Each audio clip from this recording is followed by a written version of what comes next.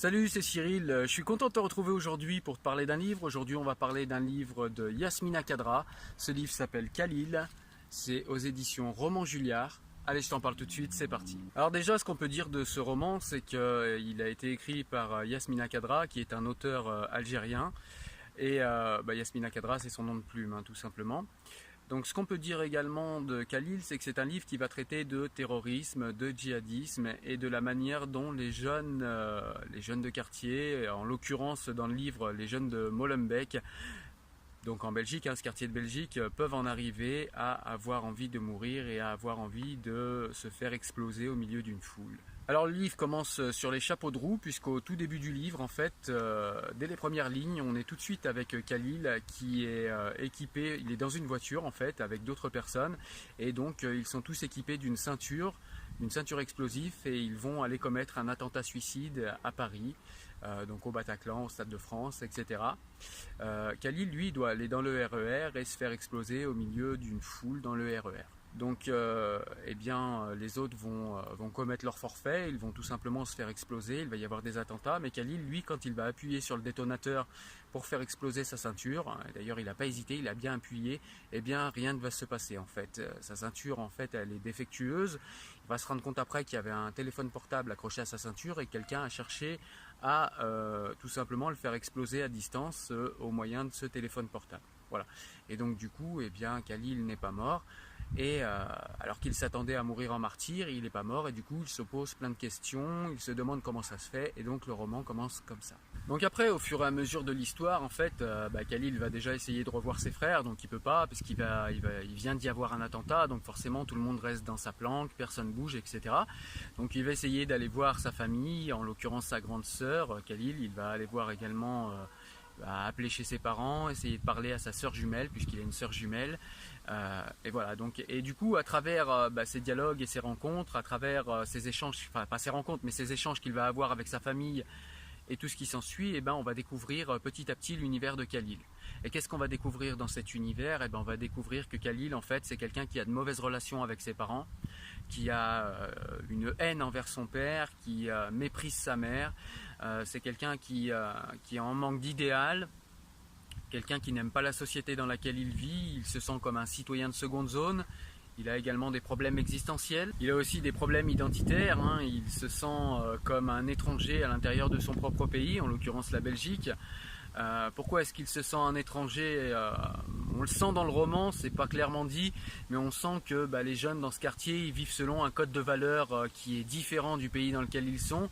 Donc ça pose une question de la pertinence d'élever des enfants dans un pays avec un certain système de valeurs en l'éduquant avec un système de valeurs complètement différent. Ça fait souffrir les gamins, en tout cas on le voit, on perçoit la souffrance à travers le vécu de Khalil.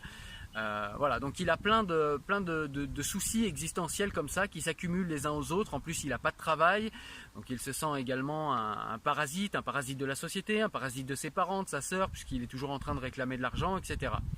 Donc voilà, ça c'est un petit peu la vie de Khalil avant qu'il découvre l'association, avant qu'il découvre cette association d'islamistes avec ce qu'il appelle ses frères. Voilà, et donc tout au long du roman, en fait, on va suivre Khalil. Il va reprendre petit à petit contact, quand les choses vont s'apaiser, il va reprendre petit à petit contact avec ses frères, ce qu'il appelle ses frères, c'est-à-dire tous les membres islamistes de l'association à laquelle il a adhéré. Il va parler avec des amis d'enfance, il va le reparler avec des anciens du quartier. Et donc à travers tous ces dialogues, tous ces échanges qu'il va avoir avec tous ces gens, on va comprendre un petit peu comment Khalil a grandi, dans quel quartier il a grandi, pourquoi, comment il s'est senti tellement mal avec tous les problèmes que j'ai énoncés tout à l'heure, les problèmes d'idéaux, les problèmes identitaires, les problèmes existentiels. Khalil a du mal avec la finitude et c'est vrai que c'est tentant de croire à un paradis qui d'un coup ferait que on n'a plus à être confronté à la finitude de la vie. Et donc on va voir que tout ça en fait ça donne le cocktail.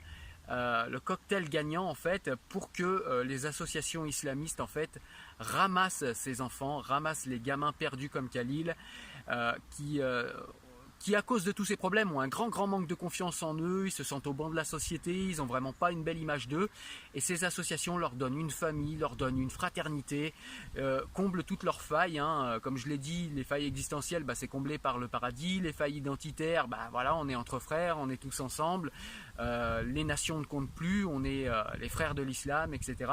Donc ça comble tout un tas de problèmes comme ça, et puis surtout ça comble le manque de confiance, parce que Khalil c'est quelqu'un qui avait un grand manque de confiance en lui, et du coup l'association lui fait sentir qu'il est un bijou, qu'il est le meilleur des meilleurs, puisqu'il veut finir en martyr, et c'est celui qui est dans leur système de croyance, celui qui va terminer au paradis à côté des prophètes, soit dans les plus hauts niveaux du paradis.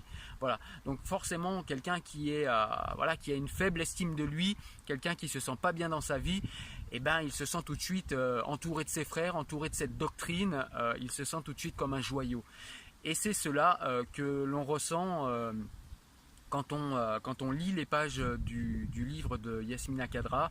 C'est cela qu'il nous fait ressentir à travers la vie de Khalil, à travers ses délibérations, à travers ce qu'il dit lui-même de l'association, et ça je trouve que c'est un point très important. Est-ce qu'il va finir par se réveiller? Est-ce qu'il va finir par revenir à la raison, à la rationalité, ou bien est-ce qu'il va continuer dans le déni et puis aller toujours dans cette fuite en avant et aller jusqu'au bout et perpétrer cet attentat à Marrakech et tuer un maximum de gens? C'est toute l'intrigue du livre, et je vous laisserai le découvrir en lisant ce livre, parce que je vous recommande vivement ce livre, il est très intéressant. Voilà, donc je te le rappelle, aujourd'hui je te parlais du roman de Yasmina Khadra, Khalil, aux éditions Roman Julliard. On arrive à la fin de la vidéo, j'espère qu'elle t'a plu. Je te laisse comme d'habitude nous retrouver sur le site internet si tu veux des extraits de livres et des recommandations livresques. Tu as également l'application Android mobile, le podcast, enfin voilà, tout un tas de canaux, les réseaux sociaux où tu peux me rejoindre et où tu peux avoir des extraits de livres, des recommandations livresques. Moi je te dis à très bientôt pour la nouvelle vidéo la semaine prochaine. Ciao ciao, porte-toi bien, salut.